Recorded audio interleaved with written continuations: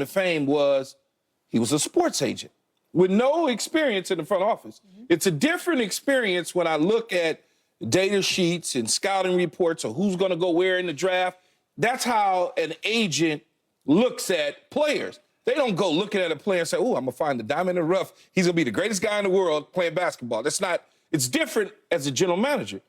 Now, with his tenure as a general manager for the Lakers, what would you say? You would say he's done pretty good. I mean, he's done, when they've gotten into trouble, he's gotten them out of trouble, right? For the most part. They won the bubble. You were there, Rachel. But he's made in-season trades to get them over the hump. All those sorts of things. So they know the process. Now they go out and hire a guy who was 15 years in the NBA? 15 years in the NBA.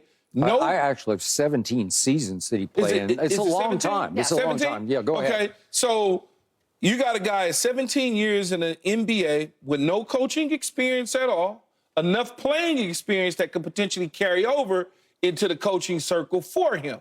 Okay. Now, when you think about it, what are they going to do? Who are they going to hire? Are they going to go get all these veteran ex-head coaches that are going to kind of help him out along the way?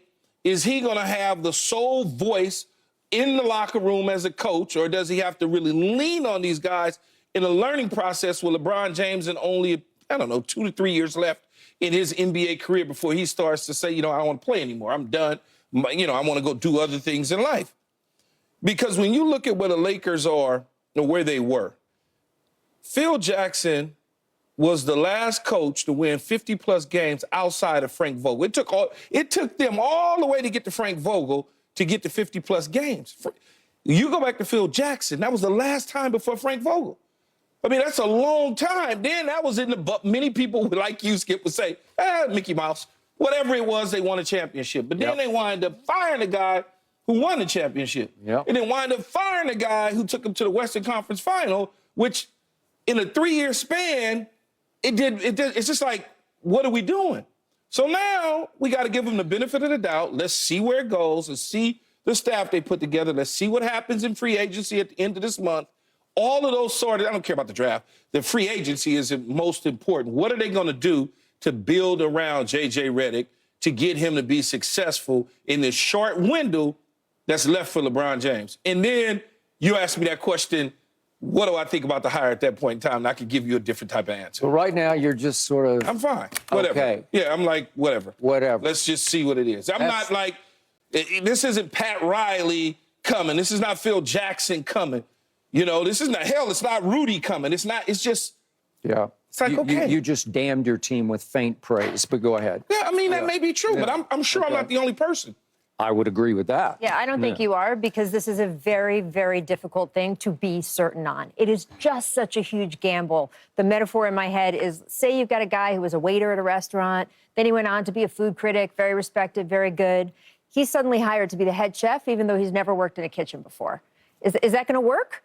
Maybe it becomes the hottest restaurant in town. Maybe it's closed in a month. There is literally no way to know. We can project, we can say, oh, JJ has this in his favor, is this against him? But we won't know until he actually does it, because he's never done it before. And that's where the Lakers have sort of made an interesting choice here.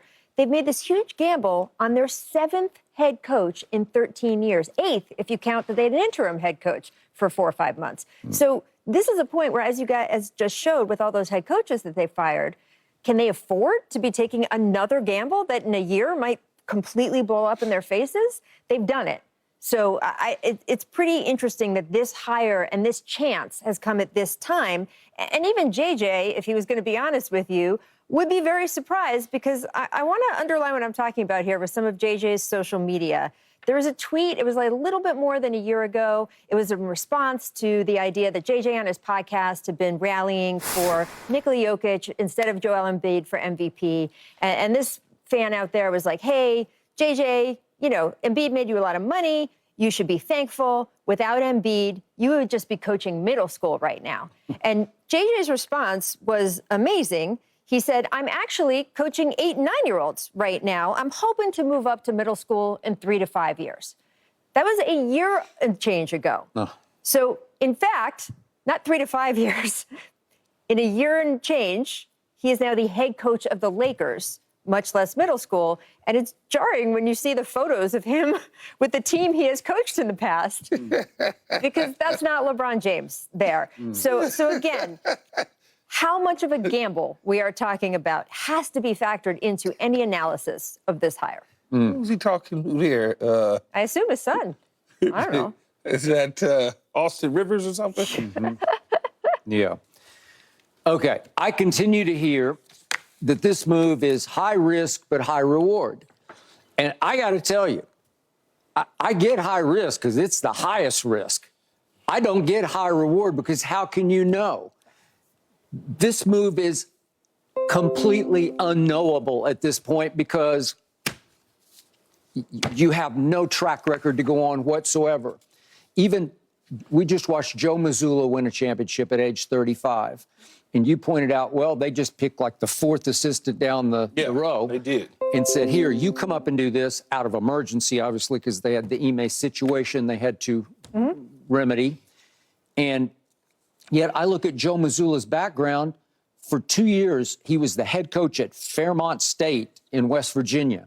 And for a year, he was a couple of years, he was assistant on the Celtics G League team. So he had quite a background of growth and education, and he had been a head coach, and Fairmont State was 43-17 in the 2 years he coached. My point is, he'd done this before. He knew what it felt like to run a game, even a small college basketball game. JJ Reedick only played basketball, and he was a pretty good player for a very long time. He was only a part-time starter. He started about half the games he played in the NBA. He started for the Clippers out here for Doc for 4 years, and then he went to Philly and did start for that year. So he has 5 years of starting experience. But was he considered as a player, a dynamic leader as a player? No, not really. He was kind of a role player. He was a three-point shooter and a great three-point shooter, but not a team leader, not a point guard. So often you project the point guard to be a head coach.